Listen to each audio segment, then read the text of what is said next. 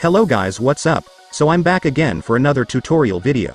So in this video, I will gonna show you how to create a group chat on Messenger, so if you are interested then keep on watching. So to create a group chat on Messenger, it's actually pretty easy. So for the first step, of course, you will need to open your Messenger app. And once you're on Messenger, next, go and tap this button on the top right corner. And after tapping it, you will now see the group chat option, just go and tap it.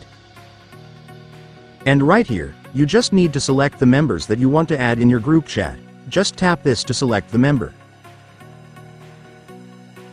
And once you've selected all the members that you want in your group, you can now tap create to completely create your group chat. And after that, you will now have your group chat. You can now rename it depending on what you want.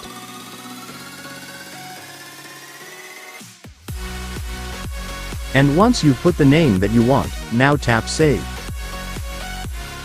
And after that, it's done. Congratulations, you have now successfully created your group chat on Messenger. And so that's just how you do it, guys. Now that you've watched this video, you can now do it yourself. So that concludes our tutorial video for today. I hope it helped you. Thanks for watching. Goodbye.